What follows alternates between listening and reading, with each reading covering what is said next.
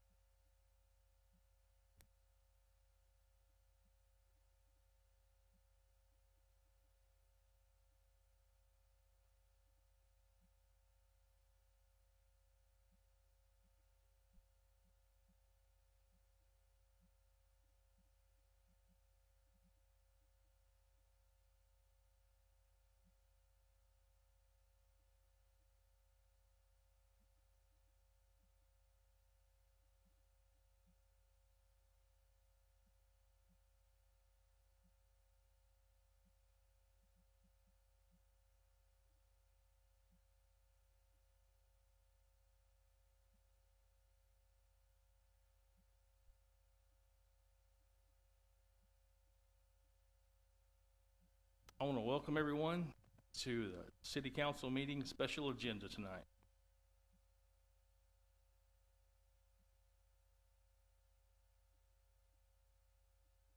Councilman Sproul, will you do the prayer?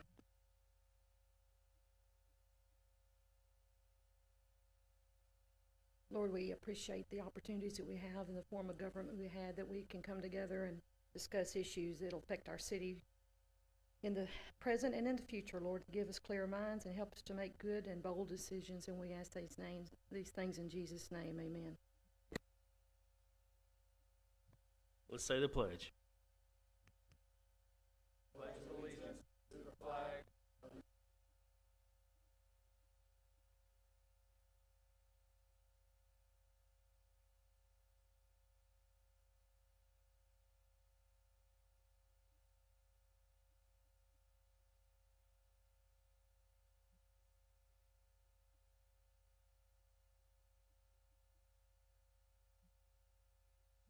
Tonight, public comments will be held on each agenda item. We're not going to have 2 minutes before the agenda items tonight.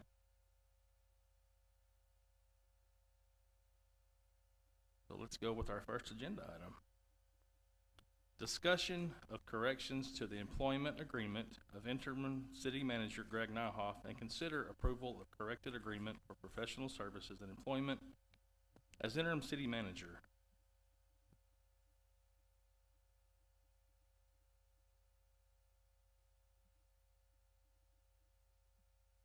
Good evening, Council. I'm going to give you just a brief summary of the corrected contract that we have before you. Not many significant changes. There's a change to section 4 under insurance. Presently, the council agreed, or the city agreed, that Mr. Nyhoff would receive $1,000 a month in lieu of insurance benefits. And August 1, he would not get the $1,000 a month and instead would be on the city's insurance plans. He would also begin August 1 for TMRS benefits, and that was because both of these are because his employment is for 7 months instead of 6 months, which is what the city considers to be a temporary employee. And so that's why we're correcting the agreement. The only other change is to acknowledge that there may be a need to extend this agreement given the time that's anticipated to recruit and hire the next city manager. And the parties would be agreeing that they would hold those discussions no later than August 29 and conclude no later than September 30th to consider extending the interim city manager agreement. That would allow the council some time to see what the time frame is on conducting that search, so that you could then enter into, if you needed to extend the agreement with Mr. Nyhoff, you could do so.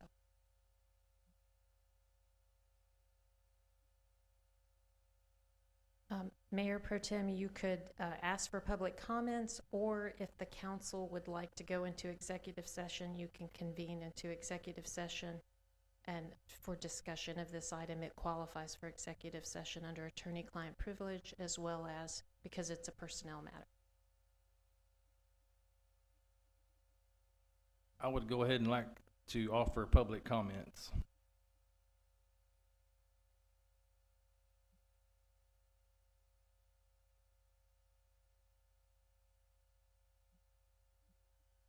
Debbie Corbell, and my only comment would be that we start looking for a full-time city manager as soon as possible.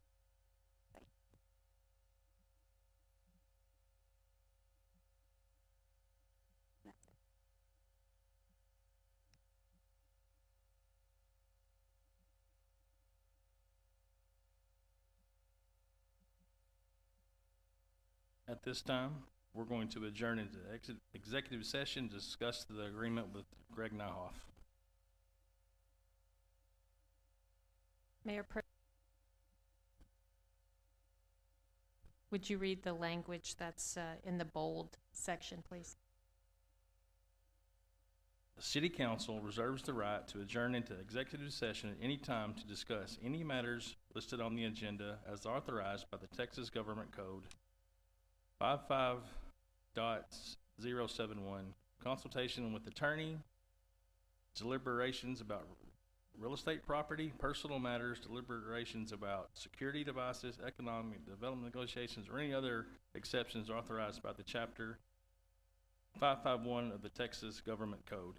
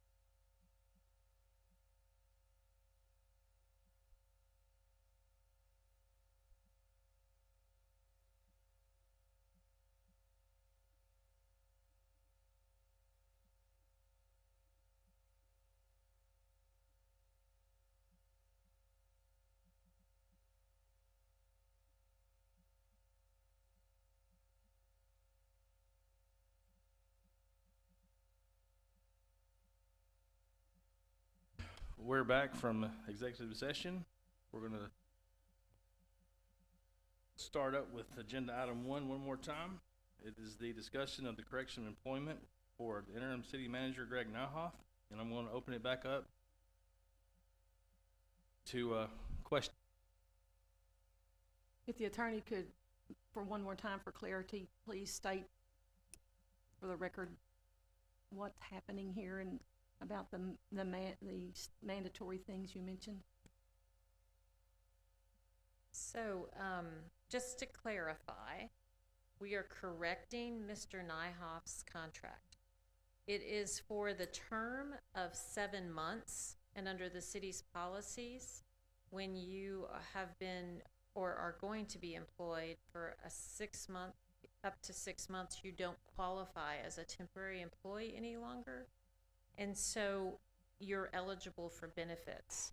And so instead of giving Mr. Nyhoff the $1,000 in lieu of benefits, you're going to put him on your benefit plans. He'll be eligible for TMRS. That's the way your plan is set up. So you're simply giving him the benefits that other employees of the city receive on the same terms, and taking away the $1,000 stipend for his benefits. You're also acknowledging that you're going to use a period of time between basically now and the end of September 30 to decide whether or not you need to extend his agreement based on your efforts to start the recruiting process for the next city manager.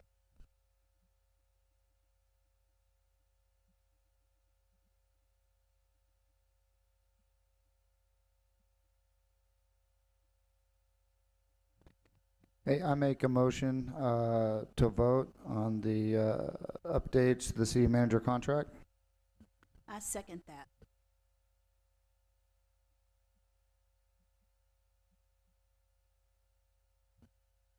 Candace, will you record the vote?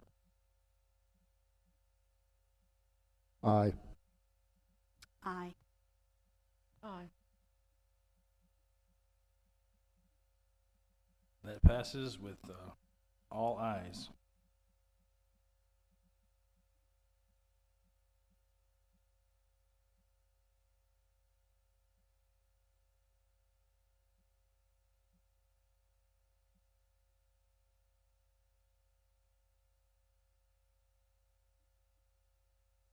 So we can now close that agenda item.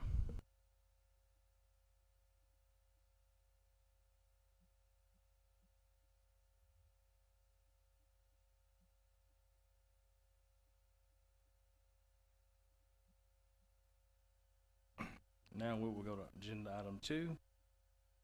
It's presentation of bond information and updates, and that's going to be presented by Greg Nyhoff. Thank you, Mayor Pro Tem, and thank you, Council, for making that correction. Appreciate that. And so tonight, we not asking for any votes tonight, and it's an informational item. So we're in the budget process quite significantly at a staff level.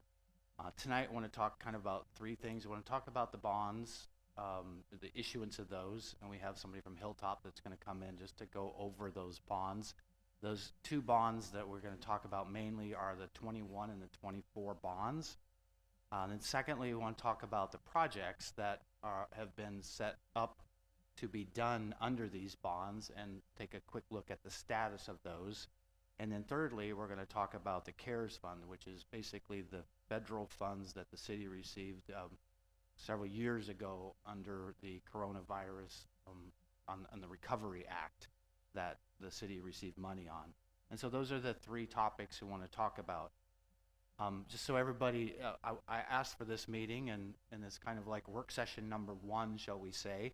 And again, I thought that this was important because there's 3 new council members here, and to kind of go through this so you can see that. And also the significance of that, there is a lot of money that is there that's been borrowed basically in the bank account for a lot of different projects.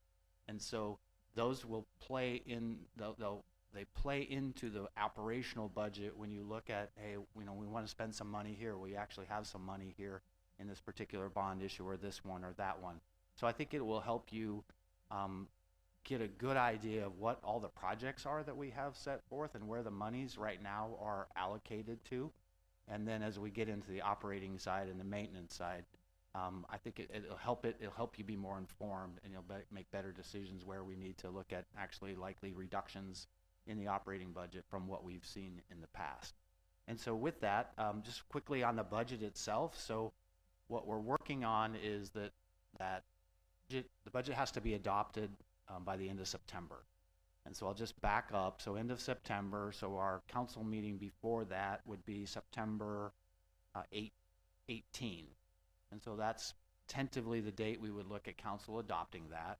And then if you back up, if the 30 days prior to that, we have to publish the budget. So it's my recommended budget to the council and to the community, and that has to be 30 days ahead of time. So now you're into mid-August. And so right around the 15th, 16th of August, it'll be published, or if we can get it done prior to that, we certainly get it out as soon as we can, where I'm comfortable with it. And then we'll hold a work session, and I know there's some vacations going on, so we've got to work around those dates. We make sure all of you are here, because I think it's very critical that we go through that with all of you present for the vote itself. So that's really, this is kind of trying to get some of this out of the way. And it's a lot of information that I think you'll find very good and important, but also help you, again, get an idea of all the projects, because there's a lot of projects listed in those bond issues that haven't even started yet. So what I've done is 3 parts to tonight. Again, the first part would be to have a bond counsel. So is Jim on? Okay. So Jim, his last name is Sabonis, and so he did the bond issue in 24. And so I've met a couple times with him. We met earlier this week, and I asked him to do brief, like less than 15 minutes, just to go over the bonds, and he's got a couple slides there, and then ask questions in regards to that. And then we'll move on to the next step, which would be what the city council has basically established as the projects that we want to do in utilities and general fund. So if Jim's on, and you could go ahead and set that presentation up, the PowerPoint that he has. So Jim, are you there?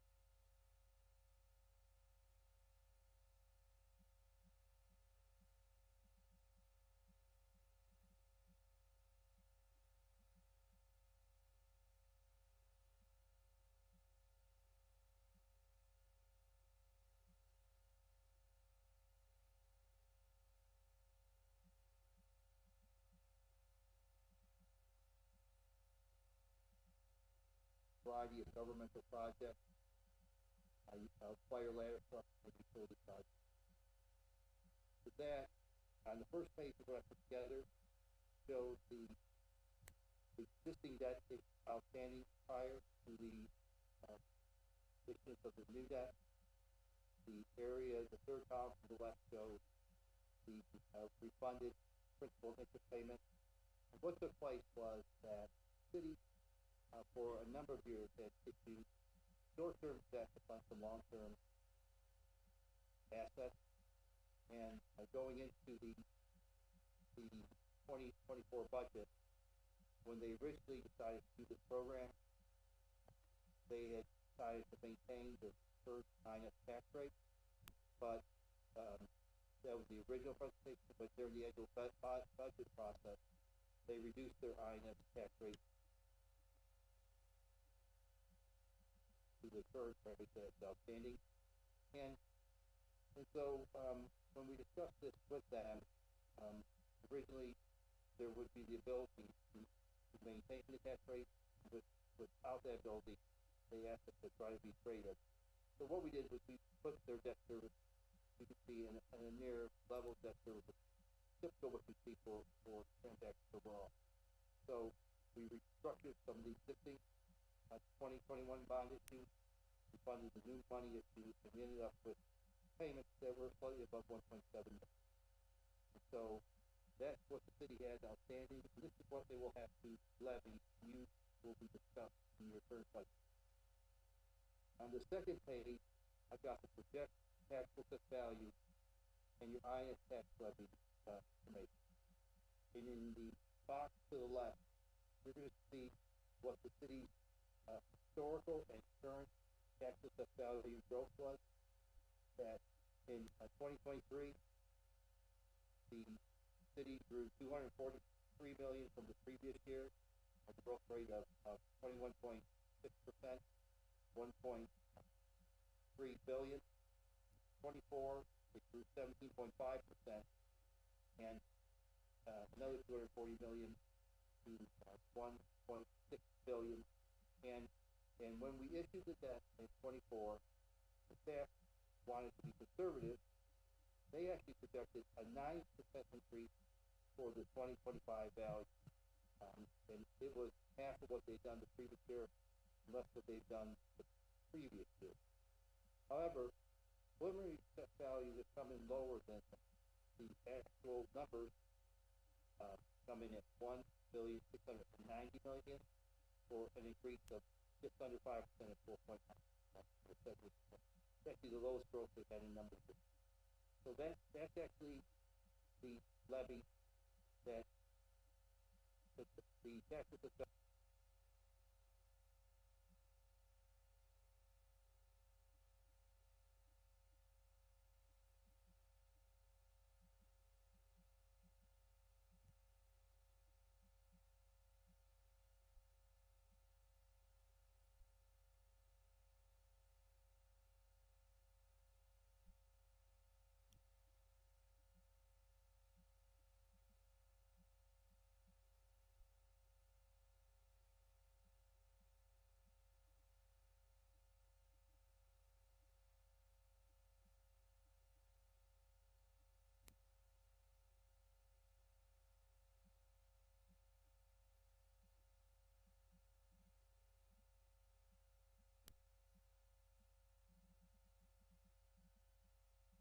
Jim, can you hear me?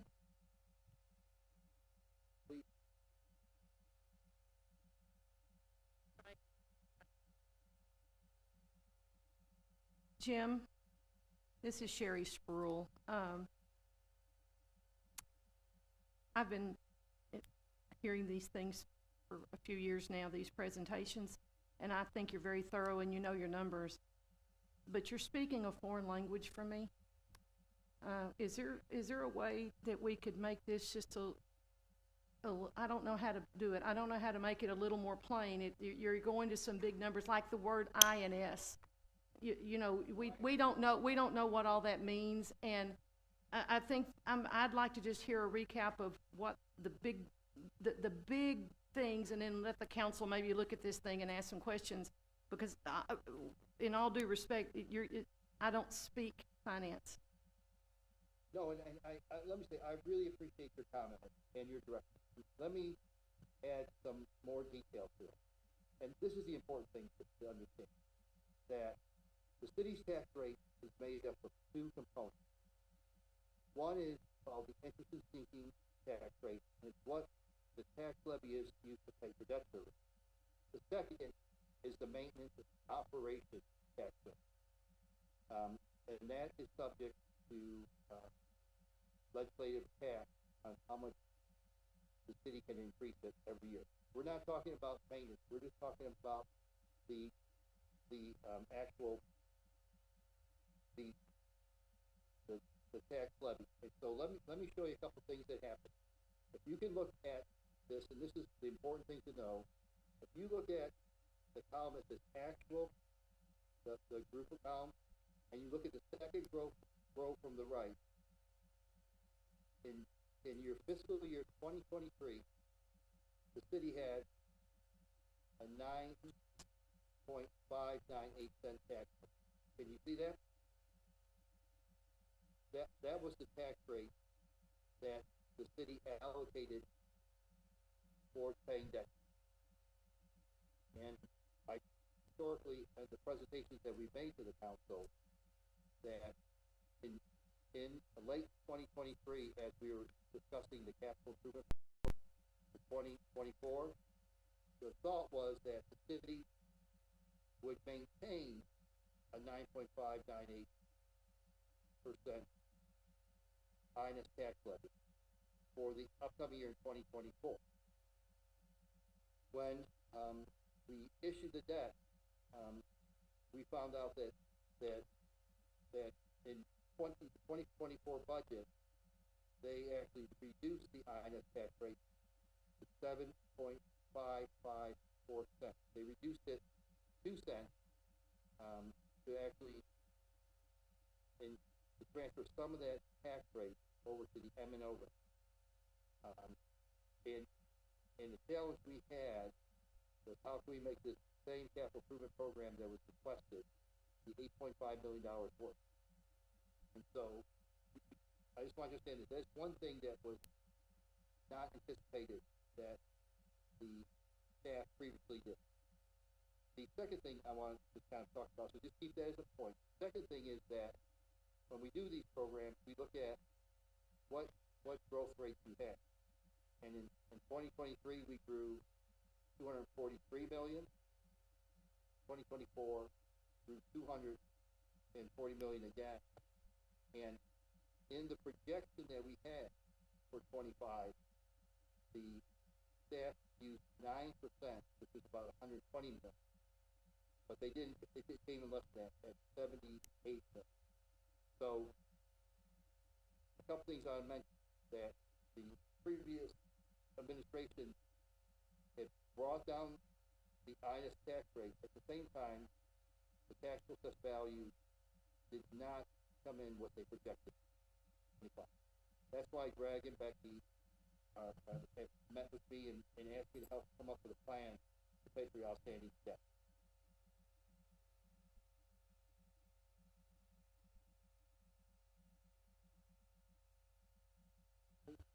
These are, in the second where it says projected, these are the growth rates that were projected in the plan previously.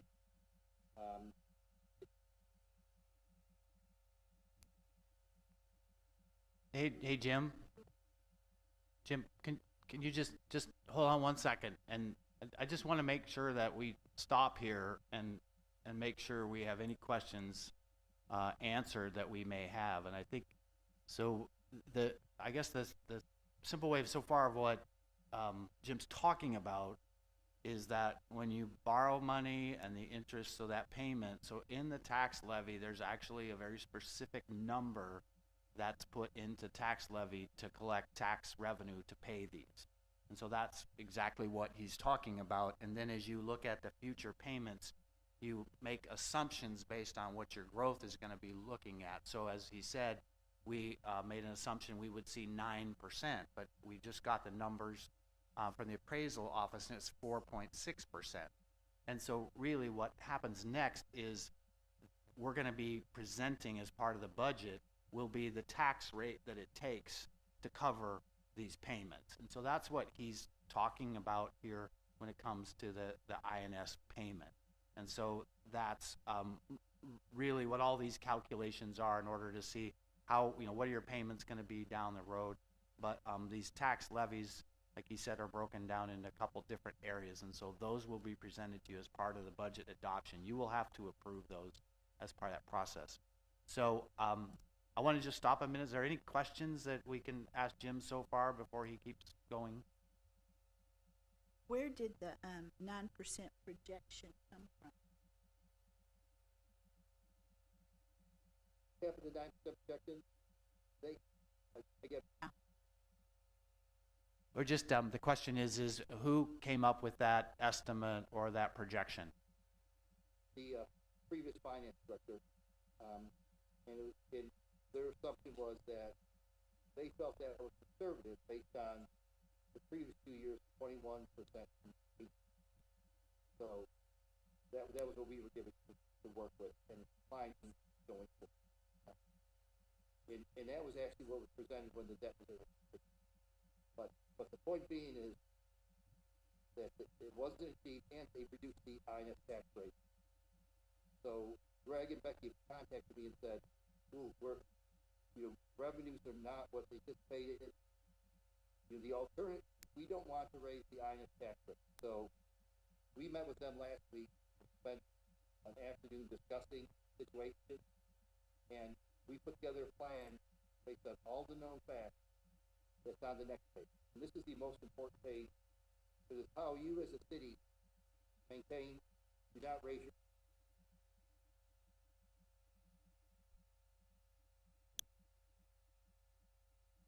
your called cash flow available for INS testing.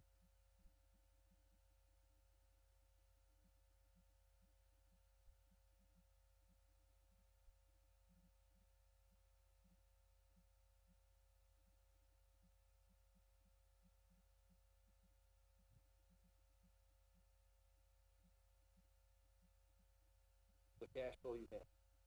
And so, in this document, besides the 98.5% tax that the city receives, it also exceeds it on an annual basis as it receives delinquent taxes and fees related to them. Last year, it actually received $56,394, and traditionally, for Mount Pleasant and all cities, the more your taxes go up on ad valorem taxes, the higher your delinquent fees and penalties are. It's generally a small percentage. So we actually kept that flat. The second area is how much cash on hand you have that can be designated to debt service payment. And at the end of fiscal year 2023, the city had a balance in their interest sinking fund of $513,105. And refunding that was done in 24 actually reduced payments due in the year. So there were $409,866 that was levied 24 that will not be used for payment. It's available at the end of this year. And my understanding is that the 2017 project fund, projects that are complete, there's a balance of $50,629, and the projects complete in the 2022 project fund of $65,000, and those funds get moved back to the interest fund. So, as of today, there should be $1,039,344 available on a debt service fund. Second, separately, that the 24 debt issue has earned $68,000 of interest, and moving forward, if we were to look at 4% interest rate and level 12-month drawdown, especially at 4%, it would earn about $200,000. Now, currently, my understanding is of the original amount, fully $8.2 billion still left in that fund, and it will take time to spend it. So our projection is of earned interest and projected interest will be about $268,000 interest earning, which by the covenants in the indenture can be used for a project or to pay debt service. So we have those amounts available. And then, there, I have a line in here to talk about when the debt bond can be refunded. So, so what we've done is we put a schedule together, say, and I'm gonna use your 2025 budget. Our current debt service payment requirement is $1,771,000. And the current certified taxable assessed value at the 7.55 cent tax rate, we get $1,257,000. We budget about 56,000 delinquent taxes and payment.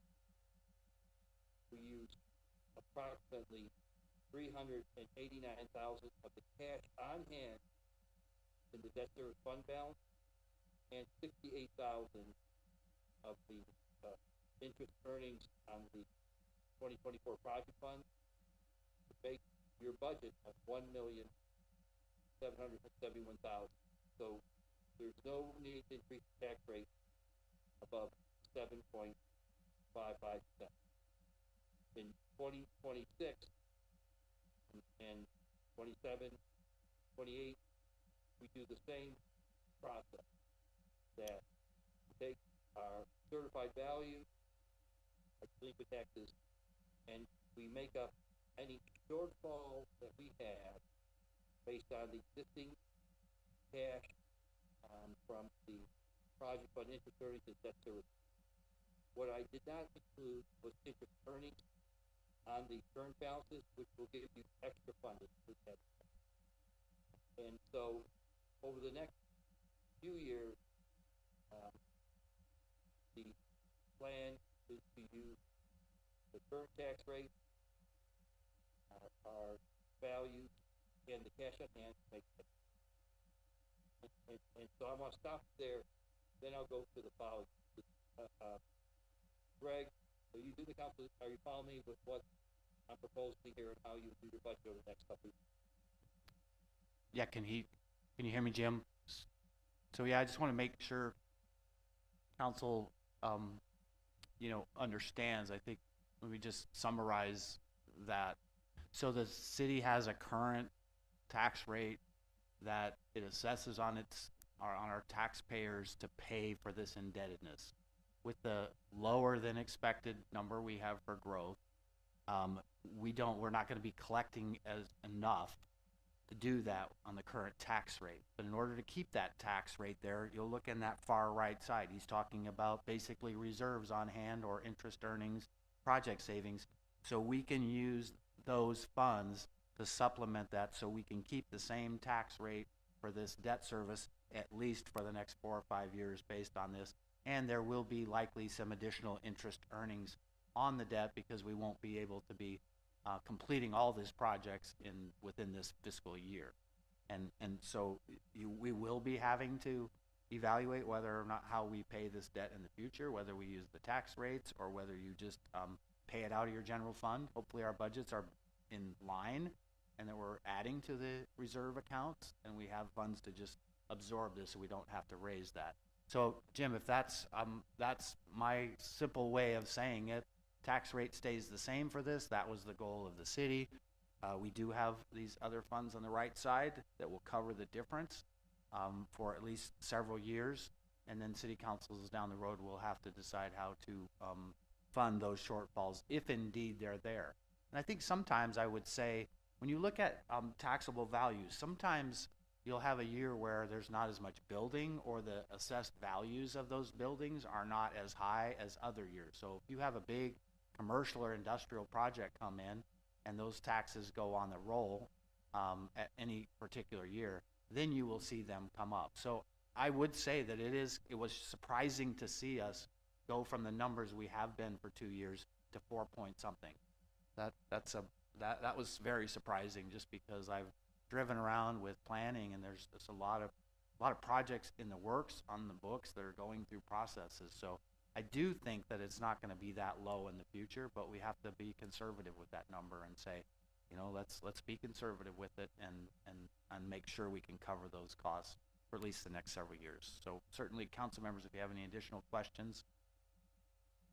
You touched on it. which is, how did they get in 2023 that taxable assessed percentage of 21.59? Do we know?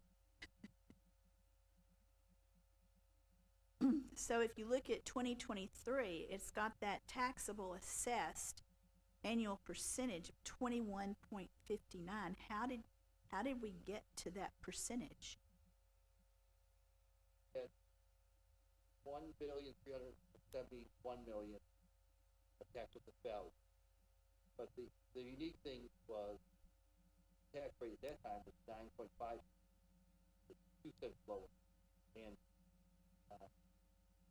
I will say that many of the issues you're facing the council relate to that 2024 budget year, where they reduced the INS tax rate, even though they anticipate issue that, and they use cash on hand to fund shortfalls in budget. Unfortunately, put the city in a difficult situation. But I want to point out that over the last 3 years, the city's grown about 562 million. Over the next 10 years, projecting about 924 million. So what the projection is, in general, the way to think about it, it's about 40% of the last 3 years' growth rate would have to be achieved. I will also indicate that everything Greg said, I agree with. He said it more articulately than I can. But I want to add one more point. The debt service fund balance can only be used to make debt service payments. And to me, the perfect and appropriate use for it is to pay debt service and maintain your tax. On the project fund interest earnings, at the time the city staff issued the debt in March of 24, they indicated that the project would not exceed that. They at that time were actually budgeting the interest earnings to help them with the INS fund. So it's consistent with what was discussed. And fortunately, because of the amount of funds you have, the city will not have to raise their tax rate, even though they missed the estimate for their current. I agree with Greg, ebbs and flows based on timing of the project, but my expectation is that I'm confident that we'll be able to achieve this plan. I do want to mention one point too, that there's a blue line in here. It's the first call date of the existing debt, and that, I think, a chance where that if for whatever reason growth is less than anticipated, or there's declining growth, we have that opportunity at that time to look at the refunding and restructuring debt.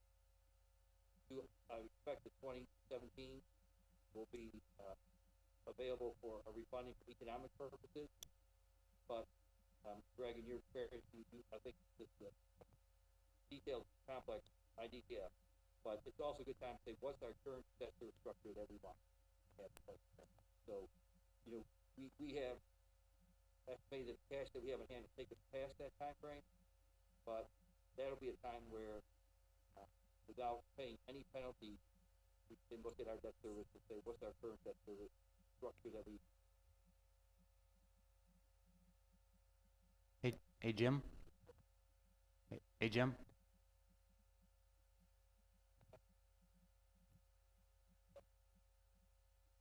Hey Jim, I think we're good. I want to let council ask a couple questions, so you can only answer questions now. But I think that Councilmember Redfern, the question, and Jim, I don't think it's for you to answer, but I think it's a great question, needs to be asked, and we need to find out why the drop. Let's see if we can talk to the appraisal's office and say, why was there such a significant drop from what it was the 2 years prior? So we will do a little investigation onto that. So it's a good question. I would be curious to see what it was. Now, I know this is probably due to just the bond, but what can we get a rate for what 2019 was? As far as the starting, I don't know. Is Is that a starting point to look at a certain percentage, to look at our rates and our, Is your question in regards to tax rate or the valuation? Is that your question? really more the tax, it won't turn on, really more the tax rate. I was trying to figure out like where the tax rate is coming. We'll back it up for you. We'll back that up on the tax rate for at least several years back. We'll go back 2019, 2018, something like that, and then we'll also get the valuation. This is Councilman Hageman. To make sure I understood, when we were planning this out, or when this was being planned out, we were assuming that interest was going to be used to pay this down. Did I hear that correctly? I believe that the minutes would note on the March meeting with Dev's issue that staff indicated that the interest earnings on the construction fund would be dedicated to the interest in sinking fund debt service payment, and that there would be no, that the project cost would be held firm at the estimate they had set. Okay, follow up with this is just knowing where we are with rates and potentially dropping them. Are we, I don't know, are we looking at, taking some of this extra cash and trying to invest it to collect more interest now before rates start dropping to cover ourselves with some of these shortfalls we're kind of potentially seeing?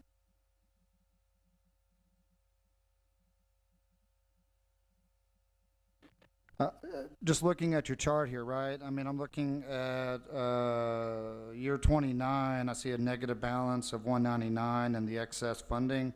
And I was saying with this interest earned, are we looking at, and I don't know if this question is directed to you or Greg, but knowing that interest rates are at an all-time high right now, are we trying to capitalize on that, knowing they're going to drop, and then we won't collect as much interest on this extra funds? 2029. The 2029, and if you look at the second column from the left, you'll see that there's a jump in payments done in 2029. And a few years ago, when the city issued debt, I mentioned they issued short-term debt for some long-term to put a bullet maturity in 2029 with the thought that somewhere over the course of next year, they would either grow into it or they would restructure at the call. Those options are still available, but you're correct. I think that this is a dynamic plan, and we have this certified value for 2025. So these numbers are probably pretty fixed at the 7.55 rate and the amount of money that we dedicate from the fund. The interest earnings will accrue. There will be continued excess collection to add to it, and my expectation would be that come 2029, that there would be 199,000 excess funds paid to it. We'll be earning interest, we'll be having ongoing excess collection, and that fund will be driven up again to some balance to be available from that process. Councilmember Hageman, so I think your question is more is the city's investing this money while it's there, and I don't know that one of the things that we've been focused on the operating budget, and so I don't know that we've actually got an investment report. I have not seen it as far as how we're investing these funds, and we have an investment report.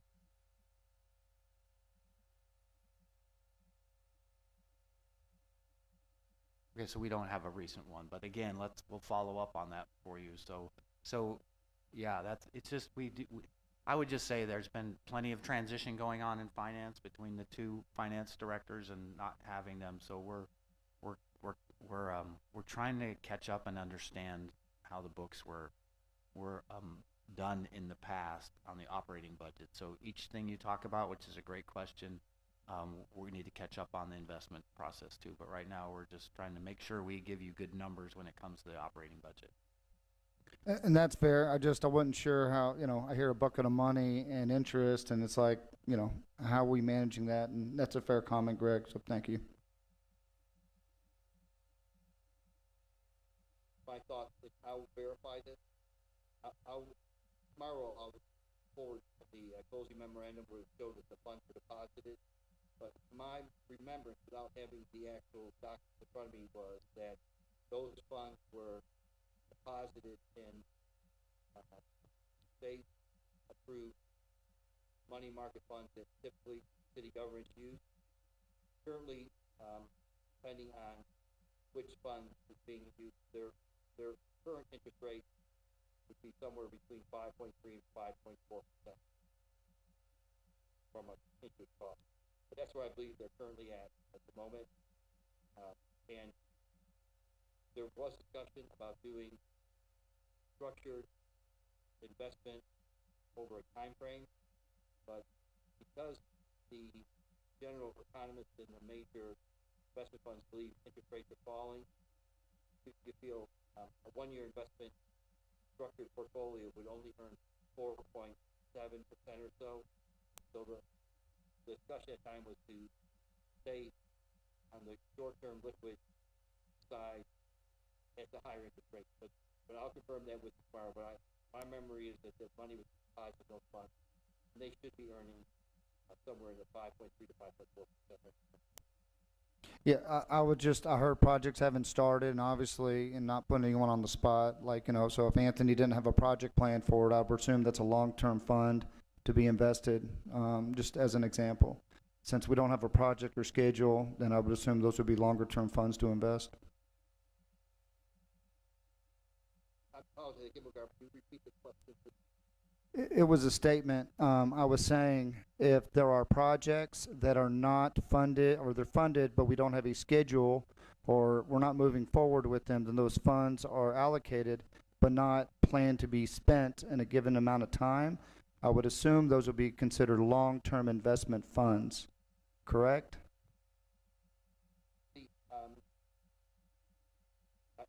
I still think that the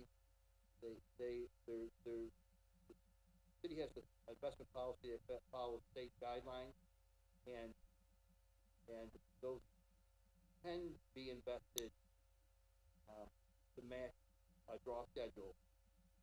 I don't know if I'd call it long-term investment, but they may be more, mid-term, but again, current rates are higher than what would be considered mid-term rates. And so, right now, most clients are trying to stay shorter, given the unpredictability of what's happening. But they could be a structured portfolio to manage the investment drawdown. But again, I think they're more midterm you feel to do that.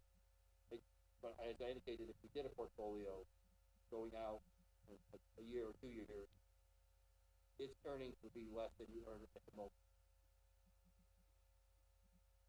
But providers that provide guaranteed investment contracts would take a worst case scenario of the Fed reducing interest rates, and they have to think of the worst case decline. That's why most clients stay a little bit shorter during higher interest rates for as long as I'm good for now. No, appreciate it. Thank you. I think, Council, that it's a great question. I mean, for instance, we know that the ladder truck is 4 years away. That's a $2.8 million. And so the question's well taken. I do think that the longer term interest rates are actually going down just because of where people think interest rates are going. So, but the bottom line is we should provide kind of a schedule on how we're going to draw it down and make sure we get the best investment out of that. And that's a good question, and we need to provide you that. No, awesome, Greg. Thank you, sir. schedule for the project to be completed. We can analyze investment options, whether it's a guaranteed investment contract or investment in direct treasury, and compare it to the current rates to help staff make a decision how they want to invest the system. All right, thank you. That was a good answer. I'm good.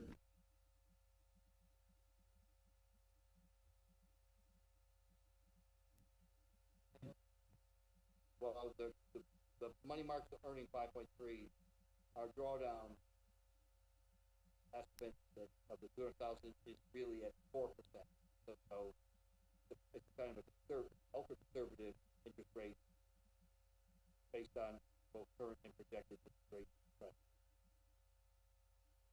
So, Mayor Pro Tem, Council, that's pretty much it to kind of go over the bonds. Certainly, we can do this again as we continue through this. Jim, if you can just real quickly answer, I think there was a good question on, can we pay some of this back? Let's just say we can save out of the 55 million, 10 million. Can we pay that back early, and that would lower our debt service payments here? Yes, we can, and the way we would do that is set up a division, just off, and actually invest into an escrow to pay our debt service. There is some call protection on these bonds, but we can actually take the money in the interest-seeking fund or the fund balance of the construction fund. If any projects are abandoned, I believe that we'll be able to offset the principal outstanding by at least the amount we put into it, which would be, more principal and interest payments there. So yeah, it's a very efficient way to reduce payments by taxes. Thank you, Jim. I appreciate that. Council, if you have any more questions, otherwise we can move on and sign Jim off. Do we have public comments about agenda item 2?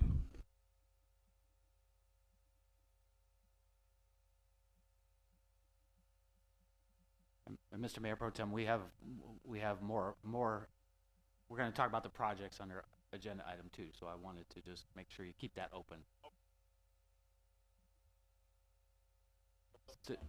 So with that, so the next step that we wanted to go to, is to talk about, so what projects are there that the city council has approved or that are underway? And I want to say, so if you actually, to get the verbiage of what kind of projects you can spend the money on, it's actually, you have to look at the bond issuance of itself. So when you have a list of projects, and we'll put those up here shortly, those are the ones council made decisions to that are consistent with what the bond issue says. But what I do want to say is that if other projects come up or the priorities are higher than that, or you wish to save money and try to reduce that, those are all available options to you. So again, these are not specific to the bond. A couple of them are specific to the bond issue, but most of them are, for instance, they'll say the wastewater treatment plant, the water treatment plant, transmission lines, pretty much anything about the system is there. And so that's the bond issues, and then there's specific projects that council has said, let's move forward with these. So if we can pull up the first slide.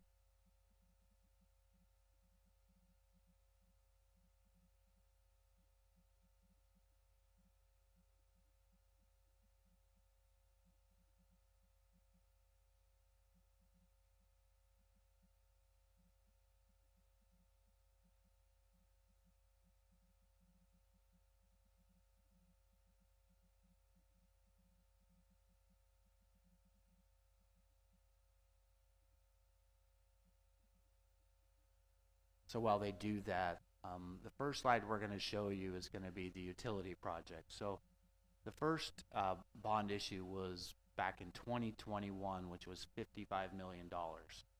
And so we're going to go through projects that are associated with both the 2021 bond issue of $55 million and then the last one that had some smaller projects. And I already told Anthony that you'll see them. If you have any questions on any of those specifically, he'll have to help me out with those.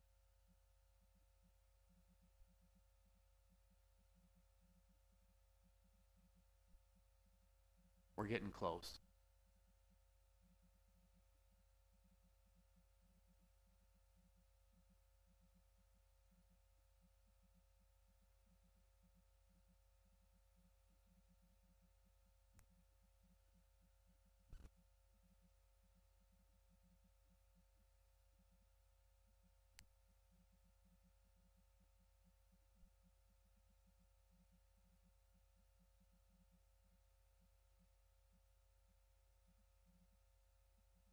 freeze that screen. Thank you. So, this is the utility projects, and so you can see the first project on the list is the wastewater treatment plant, and that's the 2021. You can see that on the far right, it would be the year in which we issued those bonds. So for that project, it was $44 million. Spent to date is 25. So remaining budget's at 19 million. And so again, that's a project well underway, and that will be completed probably end of this year or early next year. September of next year. All right, so then the next one you see is, no, go back to that same slide. We're gonna go down this slide real quickly now. So then the next project is the West Loop project, and you can see that on there at 13. That was a 2021. Then the last project is the Industrial Park South Lift Station upgrade, and that was 2021. And then they have the list that now pertains to 2024. As you can see, when we talked about the amount of money in the accounts still remaining, you can see in the very bottom on totals that in the bank account, we still have $48 million. So when we talked about that interest, that's the interest we're concerned about getting the best return on that we can. And so the last projects then are all related to the 2024 bond issue. And you can see those, the generators, and I would say, so here's one of the opportunities to save money. The fire chief in his hazard mitigation plan, talking to FEMA, realized that at some point in time we'd applied for a grant during the COVID time to get one of the generators paid for that you see up there in the second and third items, i.e. the water treatment plant and the wastewater treatment plant. Or did we take that off already? Oh no, the two generators, wastewater and water. So we do believe that we have a very good likelihood of getting a grant that will fully fund one of those two. And again, the grants that we have are just for the actual generator. There's costs, obviously, to install those and to do all the electrical work so that those generators can operate. So that's the good news of what we might be able to do, have some significant savings there, and a real credit to those before who actually applied for this grant, and looks promising. So then you could keep going down the LBS water treatment plant. I'm going to make a comment on here because I know we've had lots of conversation about that plant and that there's work to be done yet from the original project on that plant. And so we're going to be bringing an item before you with the second meeting in August, and it should complete that plant, and so that the specifications it was designed for will be met as far as the pumping ability and the millions of gallons, the 5 million gallons per day that it's supposed to get. And so we'll bring that as a kind of a settlement of that project and getting it complete. I talked to Anthony about the 6 million. I'll just say there were other projects then that started coming up about that plant that were pump stations, water lines, several different ones that I would say to you, he and I have talked, and we're going to evaluate that before we move forward with that $6 million, because it kind of was, plant wasn't even done yet, and then we started looking at other things around it, and so that's one we'll have to come back to you with. Then you can see the rest of them all. There is one that's called Billy Daniels. Again, the utility director and I talked about that project and the value of the very few numbers of people that would actually be able to hook up at this point in time are very low.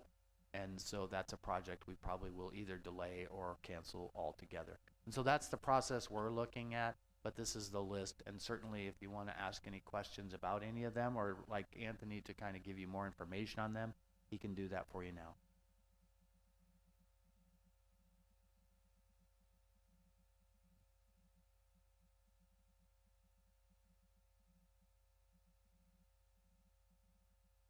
Mayor and council, if you have any questions, I'll try to answer. I'll start, Anthony. The I-30 filter project, I know we can take hours, but just real quick, remind and inform them the need for that. I'm glad that you're gonna work on the LBS plant, the $6 million, maybe we can come up with some significant savings. And isn't the EDC supposed to help with that $2.6 million on the industrial south lift station project? So, yes, ma'am, on the EDC, they're gonna, they, $1 million is what they allocated. I think, yes, ma'am. I think the next one was, It is 2.6 minus $1 million, it's not 3.6, right? It is 2.6 total, and they're supposed to contribute $1 million out of their proceed, or their budget or whatever. yes, ma'am, that's what they're projecting, the 2.6 for the total project. I think the next question was the, I-30, filters. Real briefly, so the I-30 plant is about, well, it was built back in 1974, and we're still using the, what they call surface wash. And so we've had to rebuild those things several times. And so the new, way of doing things is to air scour. It's a new process of cleaning the filters. So when we get a loss of head, I'll just be real quick, when we get a loss of head, and that's the turbidities, the trash that comes in, that we have to get rid of, so we have to backwash the filters.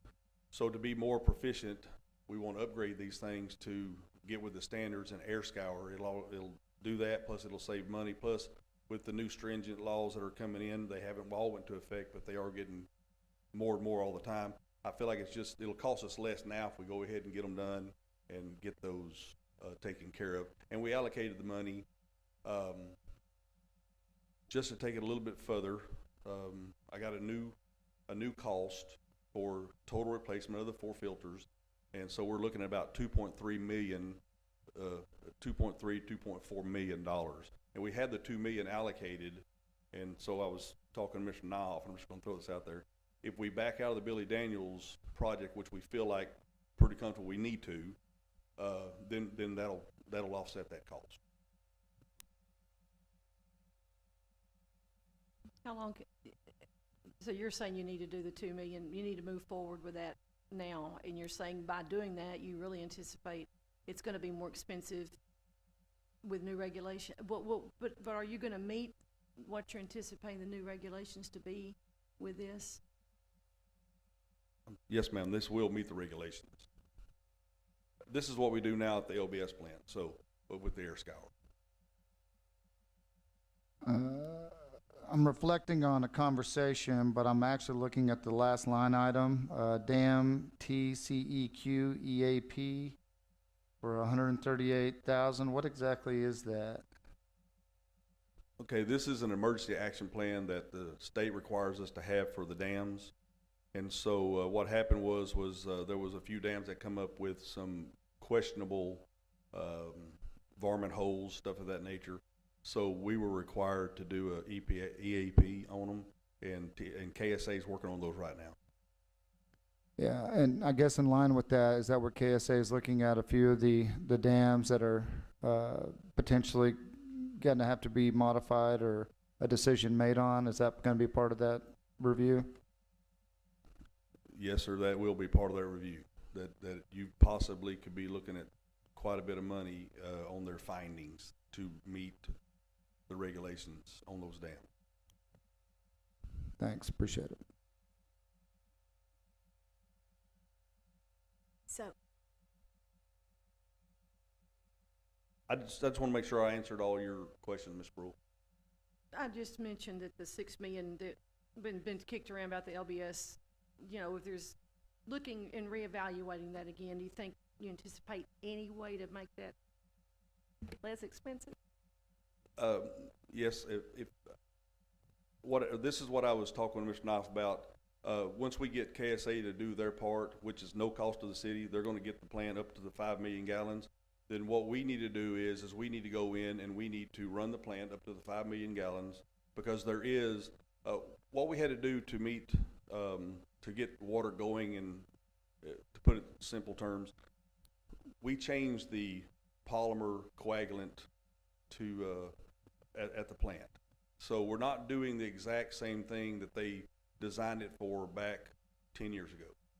So we need to look at that again once we get to the 5 million to get a better process. Because with the polymer that we're using, the other day we got it up to 4.1 million, but we want 5 million. Okay, So there is some still stuff that we need to look at out of the 6 million. And then there's a few other items that was left, on the pipeline that needs to be taken care of. And there probably will have to be a new polymer injection point built. So, like I said, out of that, but I can't see nowhere near the $6 million. Question I had was on the water meter. So since this was something, started in 21, so or when the bond was taken out in 21, but the water meter wasn't 21? No, ma'am, that was the 24. Water, my little button doesn't work very well. So the water meter, it says that you're increasing it probably 2 million.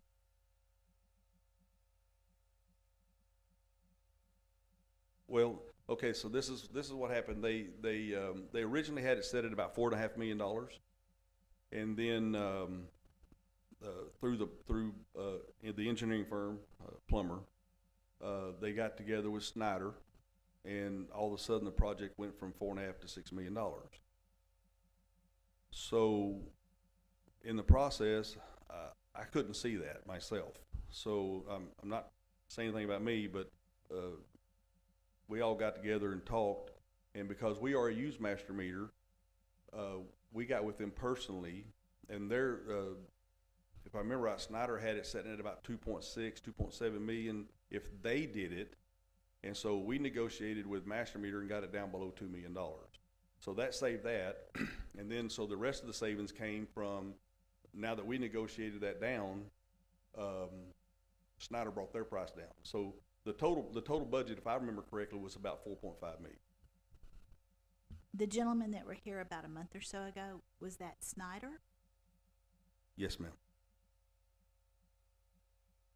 Just to follow on that, as part of these dollars here, applied to what, I know TriSud had to update some of their meters as well. Is that also in that, or is that a separate budget?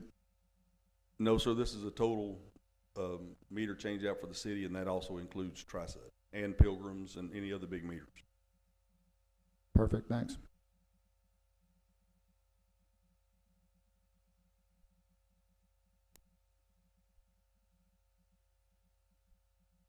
Any other questions, council members, on the utility projects?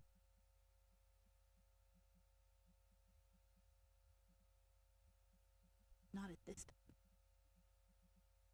I think that there's, well, I'd just be honest to speak about these. I mean, the amount of money borrowed here is very significant.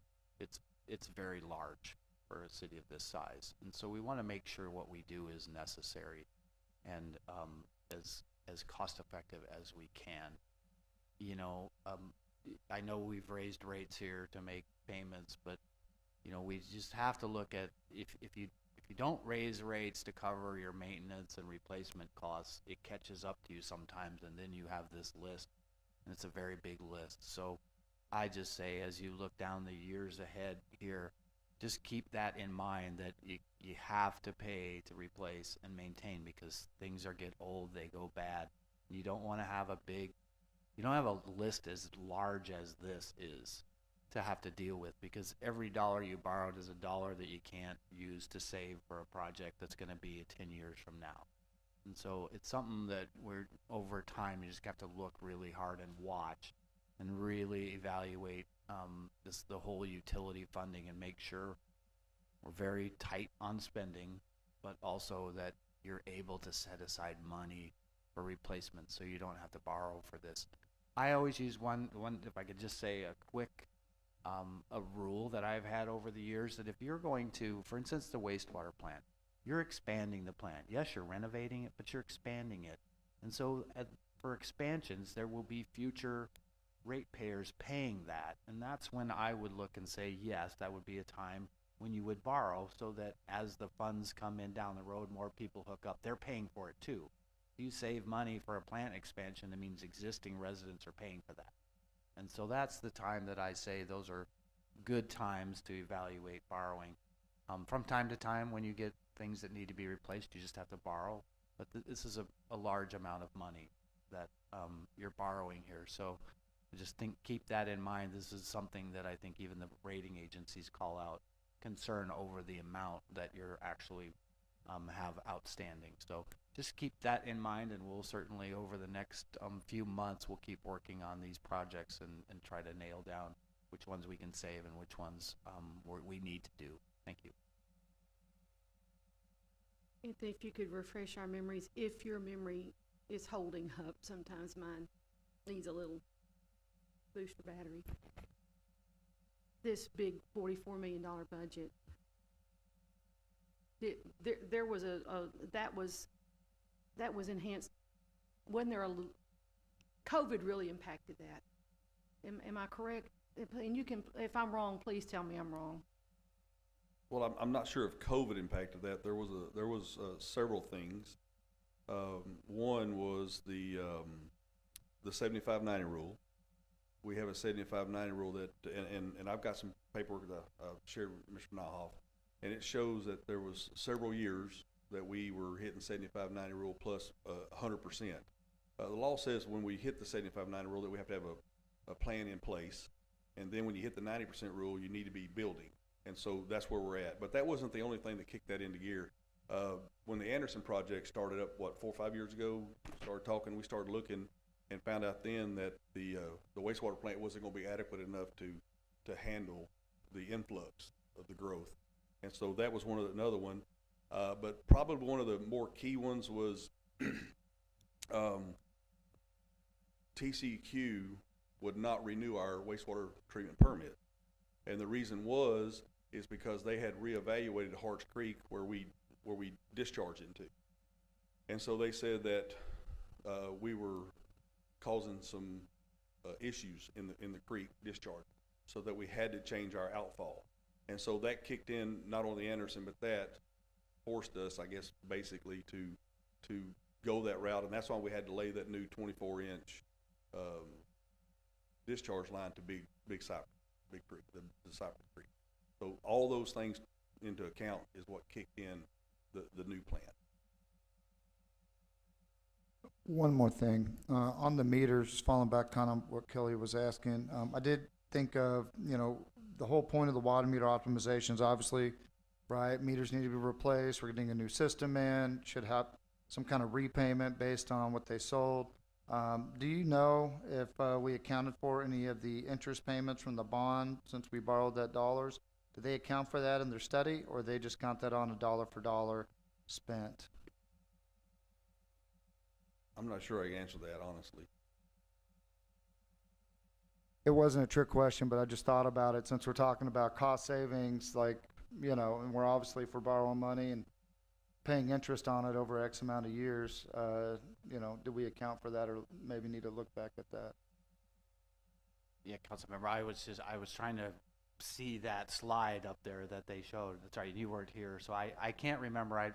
We can let you know. I can't remember if it was, but great question, and I want to say I think it was, but I don't know that for sure. It's fine. You done pretty good. Thank you, sir. And if we could then, we're going to go to the other one, which is we call them the governmental projects, and in essence, these are the general fund projects. So this part of it was an $8.5 million funding project. And so here you can see that you have annual street rehab program, the 4th Street culvert, civic center improvements, park improvements, airport improvements, ladder truck, training facility would be for fire, correct, Chief? And then a roof repair at the fire station. And so that's the list of projects. Certainly have questions. I think what I would say on a couple of these, so you have a street rehab program. We did have our public works director step down. And so with us today is Garrett Houston. I have combined the parks and the public works side or street side into one position, and he is our new public works director. And so for the particular $2 million, he and I and David, who was interim, sat down and said, we have a pavement index that's about 3 or 4 years old. So he and David will go back through those and take a look at that, and we will present that to you as part of the budget process yet. We're just not ready to talk specific streets as of today. I want to say the 4th Street Culvert project, this is the kind of things that hopefully we do on all projects here, and that's, the project showed a $400,000 project cost. And so what that was looking at on 4th Street was to put concrete box culverts in that were very expensive when it came to costing that out. And so we talked to staff and we discussed whether or not we could put back the way it is, with put new concrete head walls on it, and then just build it back the way it was prior to it failing. And so we did that and ended up at $26,500. And, you know, as I look at it, it's going to last 30 or 40 years like that. This doesn't have a truck routes or anything, so you don't need that extensive of a concrete structure all the way through. You can go back and just get some really heavy-duty material for that pipe itself. So that's the kind of thing we're going to look at, and I would say $400,000 for those culverts versus $50,000, $60,000. You can replace it a lot of times before you get to the 400, and it's not as if it's going to fail in 5 years. It'll be lots of years. So that we were able to do that. And then if you want to know about Civic Center Improvements Park, Garrett's here, Mr. Houston, now Public Works Director Houston, is with us. Maybe you can just talk about those real quick, what exactly those projects are. Good evening, Council, Mr. Nyhoff. I guess I can go over parks. That's my specialty. That's where I started. Our main goal is going to be focusing on Dalewood Park. So Dalewood Park has some aging facilities, mainly in the tennis, basketball courts, things along those lines.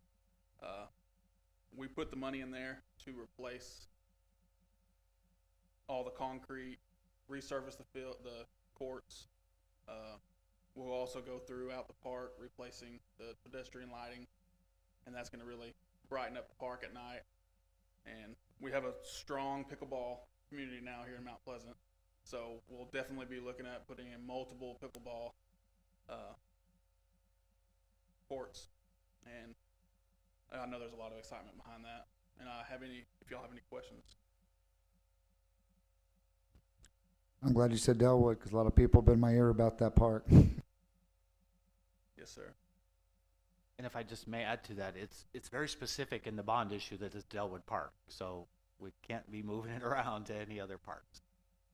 No, that's fair. Yeah, last couple months, it has come up, so I think it's really good for folks to hear that. So that's awesome. And Garrett, I want to ask, I know I've mentioned it, but are you going to address any of the creeks, cleaning them up? Yes, ma'am. So I think the idea with Dalewood Creek would be to look at some of those courts over there. We can save money by just resurfacing and making sure that they're still good, and we're not going to have major cracking and things. Some of them have that right now. If we can save money on those pads, I think we can look at addressing those washouts throughout Dalewood Creek, maybe doing riprap and maybe some concrete retaining walls to keep it as beautiful as it is right now. I just know a lot of kids jump in there, and I want to make sure they're getting clean. Yes, ma'am. You may not know this, but I'm gonna jump down one to airport improvements. This $200,000, does that include any of the grant money they received? Because I know they got, I think, $100,000 or $90,000 grant this last year. I do not have that knowledge. That would be pushing you, for you to know that. So I'm going to look over at finance, because I want to make sure that I know what those numbers are. That's the grant funding that he already used for his 1.7 million, I think it was. He had to match 10% of it. So yeah, that grant that you approved, the matching part was the 10% of the 1.7, 1.6, whatever it was that you approved here a few weeks ago. Oh, perfect. All right. Thanks. And the Civic Center? Yes, sir. So the Civic Center, that would be addressing, they have some sewer issues underneath the building, and they went out before, to do the job, and then the contractors came back and with a higher number, so that's why it didn't get done previously. So this is, I'm guessing this is the new number they thought they were gonna be able to get the new quote under. When did y'all discover, or you were here, when did they discover the sewer problems at the Civic Center? I'm not sure about the year, but I know it's been a persistent issue pretty much the whole time I've been here. So I've been here going on 10 years.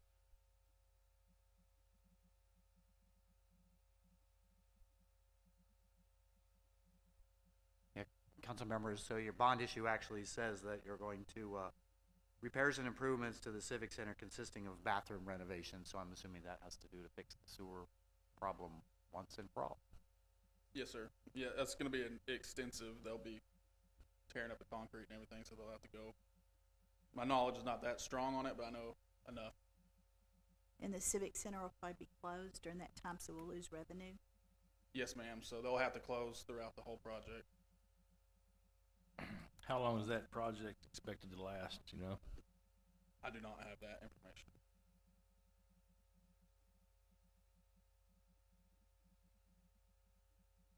So Mayor Pro Tem and Council, one of the things Garrett and I talked about is that we're going to come back to you. You're going to see all these as we develop them. Most of them aren't very far along developed from the 2024, this particular bond issue. We did the 4th Street culvert because we didn't need engineering design to do that. We have people that can handle that and survey it, and so that one we've moved forward on. But we'll be back to you with the road projects, more specifics on the park improvements in the Civic Center. So Mayor Pro Tem, if there's no more questions, that would end item number 2 on the agenda. So certainly if you want to ask the public to be heard under item 2, we certainly can at this time. We're gonna open it up for public comments on item 2.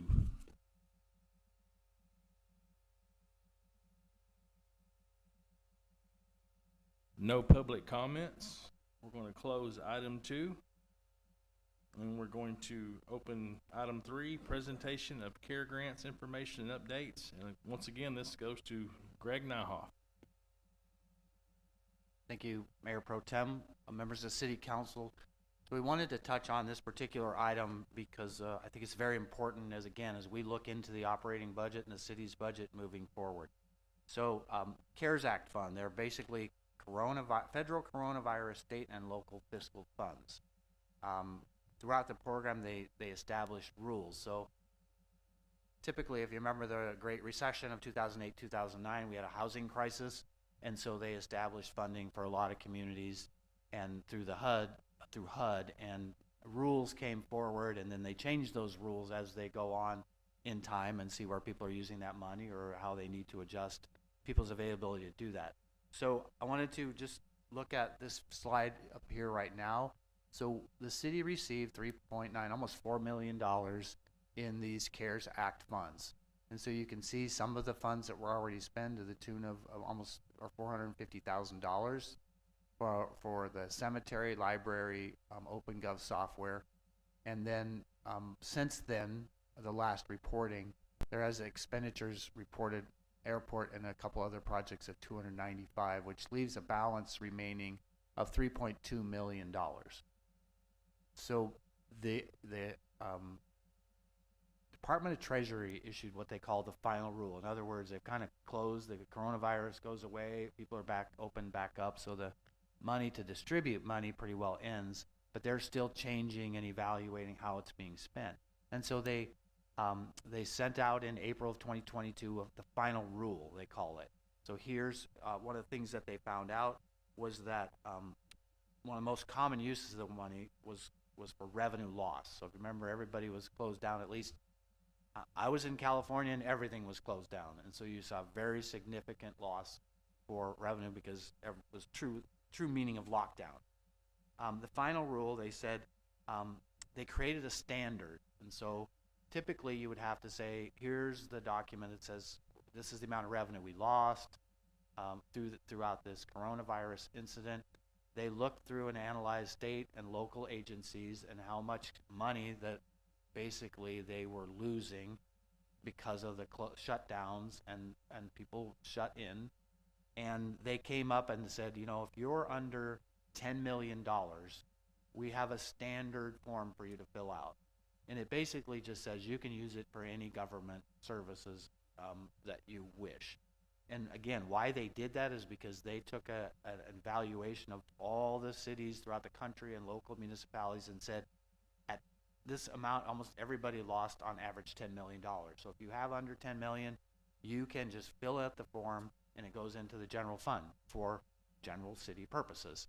And so the finance department back in April filled out the report that moved these funds into the general fund. Actually, I haven't moved them yet, but that's something that we'll be recommending as part of the budget, that these $3.2 million get placed into the general fund.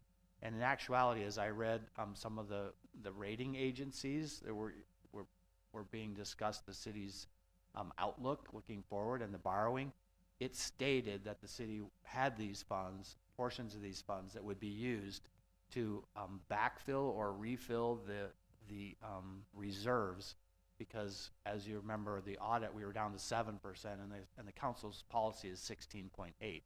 And so these monies would go into the general fund in essence, and they would be put in reserves, which would immediately solve the problem we have, which is not only the reduction in revenues we see in this upcoming budget and the need to cut just to operate a balanced budget, but also we would have to have a plan to go forward and to refurbish that account. So that means not only would you have to cut just to make the balanced budget, my recommendation as a balanced budget, you would have to cut more to backfill this. So by putting this money in here, you can, then it puts you up over 20% in that fund. And so that means we don't have to worry about that. And none of this money was put in there, and there was definitely revenue losses during the COVID pandemic. And certainly if you're not looking at the immediate losses, just the fact that you typically are on a rise all the time, it stops you. We had some slight reduction in what we were making, but we're still flat coming out of that. And so these monies would be put in there. Talked with finance, and when we get to the budget process, we're going to recommend a very a different lock and key system for the funds and reserves, so that you have to take like special effort. Council has to take a very cognizant decision to actually reduce that reserves. And you have to anyway, and it wasn't that previous councils did that. What you see in Standard & Poor's and even through the audits, you have several years of it dropping.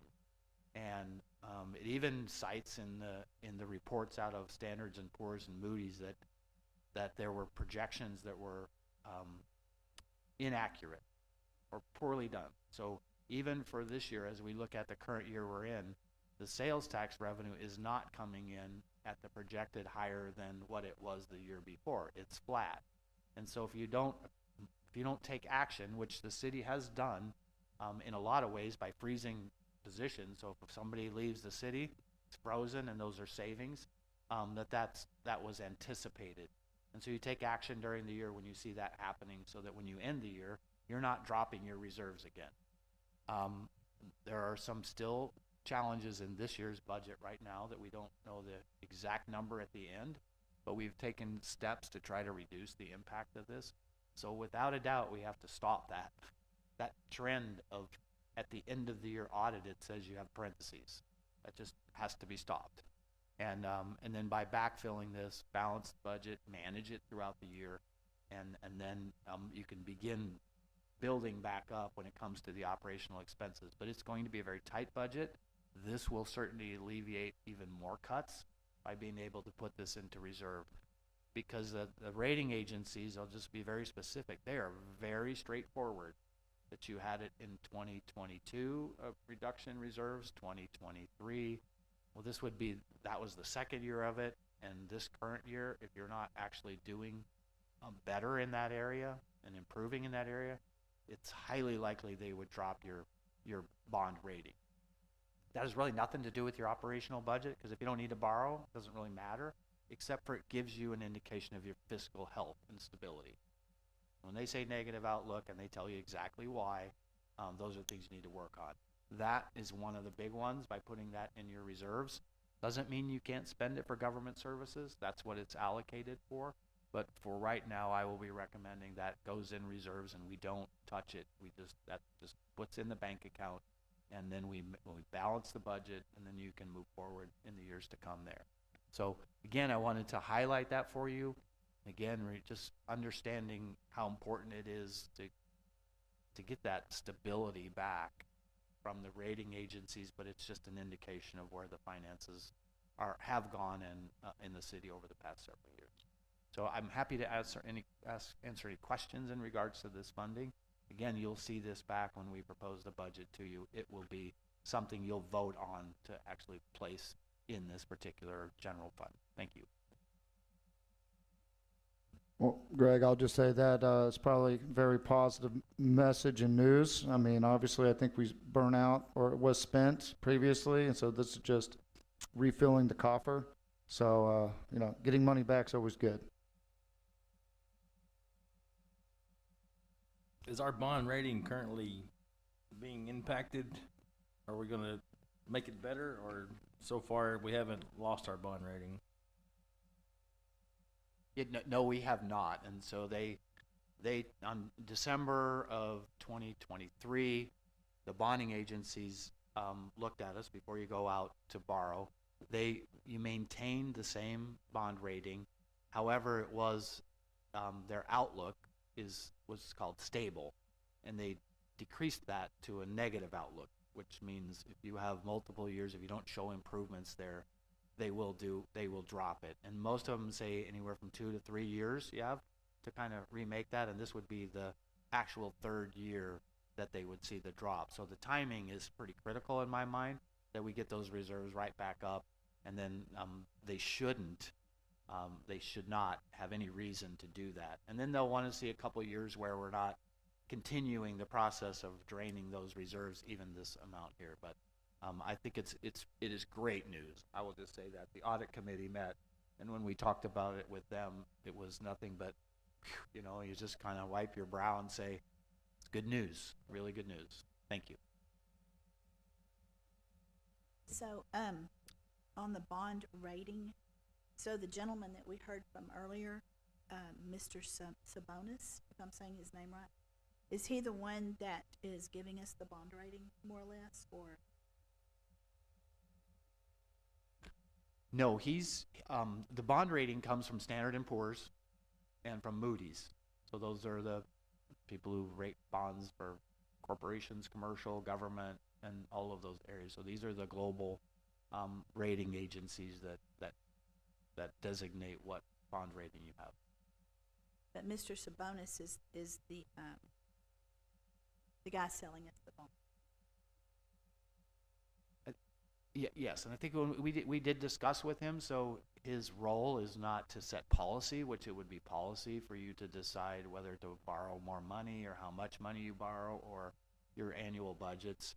I think these signs were there in March that these were negative outlooks coming, and so I talked to him about that and said, should have you said something, or should there have been caution there? And it's a policy issue, and it is a policy issue. And as I think Councilmember Sproul said, you have to look at what the needs are of the city at that time too. What some of these projects were required to do. You just have to, because you're being potentially written up, fined, found that you're not in compliance with the state of Texas and your environmental quality type issues. So some of these projects just absolutely had to happen. We could look at 4th Street and it's caved in, right? So you just really don't have a choice than to do that. And because this other side is you're not balancing your budget, you couldn't take from there because you just have less reserves at the end of the day. So I think they're not doing that. They don't provide you the input in there. They do help you make the projections. And I think where he would help is talking about investments and making sure we're getting the best money out of that we can. But he's just going to advise you and tell you, here's the good, bad part of all this. And I look at it as the bond rating is a statement of your fiscal management. of your community. So you want it to be strong. It was good. It's just got a negative outlook because of the last couple of years it's been dropping. And I say that, and you know, for me, having an audit that ends in parentheses is more an operational issue. It means you budgeted, either you budgeted and you overspent, or your revenues didn't come in. And I can tell you right now, the revenues are not coming in as we had projected, both in planning and in the sales tax revenue for this current year. And so we're trying to look to how we adjust those so that hopefully we don't have any negative for the end of this year, but it's going to be close. I think much of the private sector has been struggling with a loss of revenue this year, and things that they budgeted for are having to be readjusted too. It's not just governmental, it's everywhere right now. If I just may say this, well, sales tax revenue comes from businesses and how they're doing, and it doesn't, they're flat. They're not showing that it's, they're showing the strain and stress of the economy right now, and when in our sales tax revenue, because it comes from our businesses.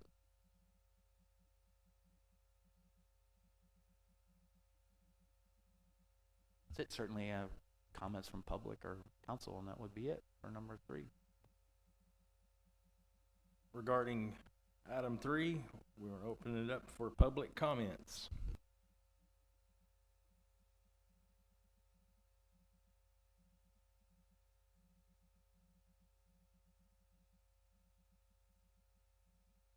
In general reference to the budget, are we taking and looking at the possibility that we're going to lose Tri-Water and the revenue we've had from that for all of these years? Are we looking at that down the road and thinking about how that's going to impact us in the next few years if they build their plant?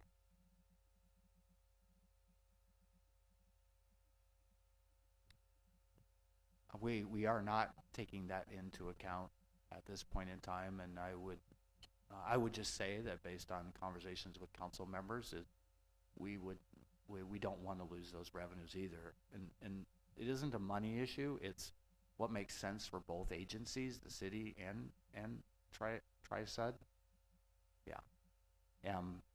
And I think that we will continue working with them. I know council members are working with them, and so we want to come up with a good resolution and what makes sense for both of them, because I think both, if they want to go independent, I think there's a much higher cost than some of the things that I've seen, and it will impact us negatively. So great points on both. We can both benefit by continuing, or at least maybe just adjusting our current way of doing business together. But certainly I think we both need each other. So that will be the goal moving forward.